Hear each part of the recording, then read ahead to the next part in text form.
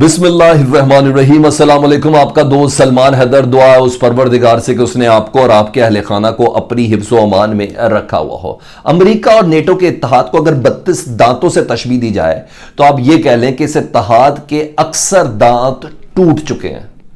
और अभी जिस मुल्क से मुतल्लिक मैं आपको बता रहा हूं, एक अहम तरीन इत्तेहादी है, जर्मनी नहीं, फ्रांस नहीं, बरतानिया नहीं, अमेरिका के एक अहम तरीन इत्तेहादी मुल्क जिसने कहा है कि मैं हर हाल में अपने रिलेशन को इन हालात में रूस के साथ बनाए रखूंगा। ना सिर्फ बनाए रखूंगा बल्कि रशियन सिक्योरिटी फोर्सेस को दावत देता हूं मेरे मुल्क के अंदर दाखिल हों और देखें अमेरिका ने किस तरह एयर डिफेंस सिस्टम और यूरोपीय ममालिक ने किस तरह एयर डिफेंस सिस्टम यहां लगाया हुआ है। हम उन तमाम स्ट्रेटेजिक डिप्लॉयमेंट को रूस को देखने की दावत देंगे।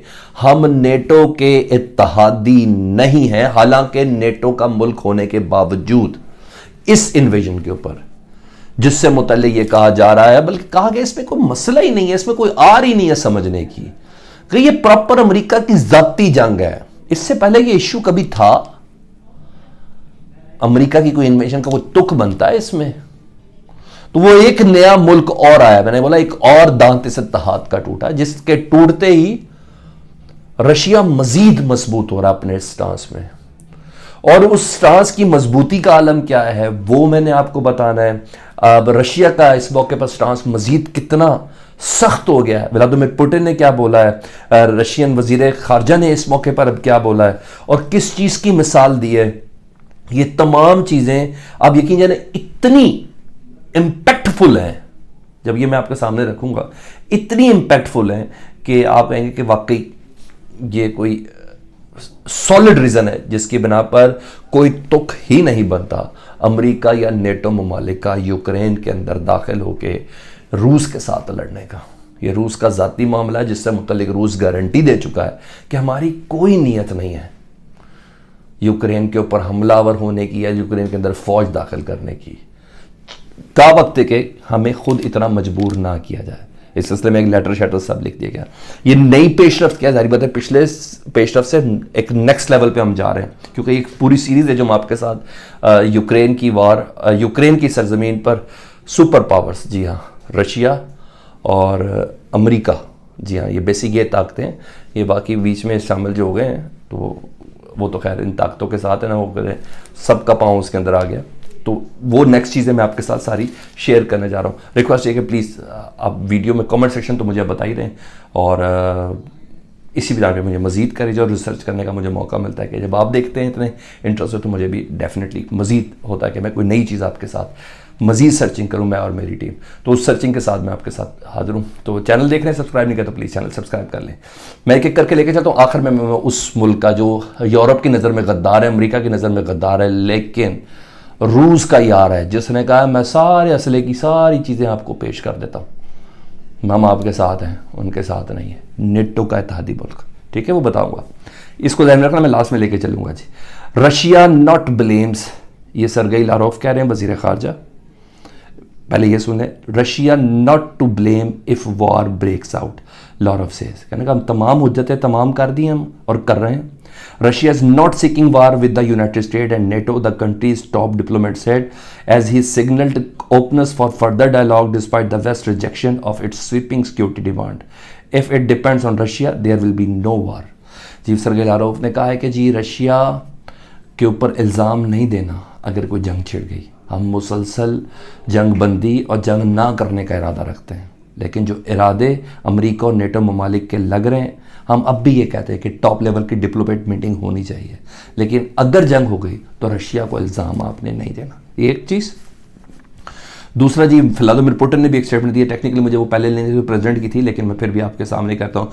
यूक्रेन क्राइसिस, बीबीसी कह रहा जी, Ukraine crisis, US ignored Russia security concern Putin. एक ही डिमांड है ना उनकी, एक ही डिमांड है पुतिन की, क्या आप यूक्रेन को नेटो के अंदर शामिल नहीं करेंगे, ये हमारा इत्तेहादी है। आप ये कह के हमारे बॉर्डर पर नेटो ममालिक अमरीकी असला ला के तैनात कर दें, ये कैसे मुमकिन है? और इसकी एग्जांपल उन्होंने दी है, वो एग्जांपल भी मैं आपके साथ शेयर करता हूँ, थोड़ा सा मुझे उसको सर्च करना है। वो एग्जांपल इतनी कुछ ज़्यादा, जिसे कहते हैं ना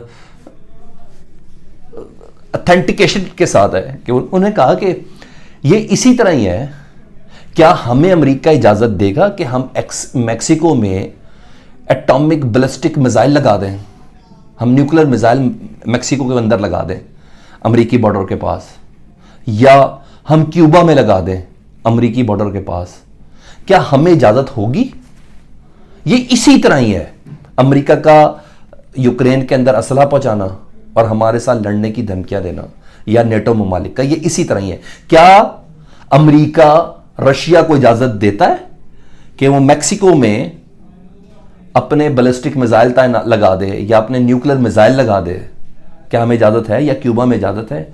अगर नहीं है ना, तो इधर भी हमें इजाजत नहीं देंगे, ये हमारा राइट है। और बिल्कुल सॉलिड एक्सक्यूज दिया है रशिया ने, क्योंकि जब उनको इजाजत नहीं, जब हमें इजाजत नहीं, तो हम कैसे इजाजत दे सकते हैं? ये सरासर रूस की सलामती के ऊपर हमला करने के मुतरादिफ है। ठीक है जी, ये मैंने आपको दूसरी चीज भी बता दी।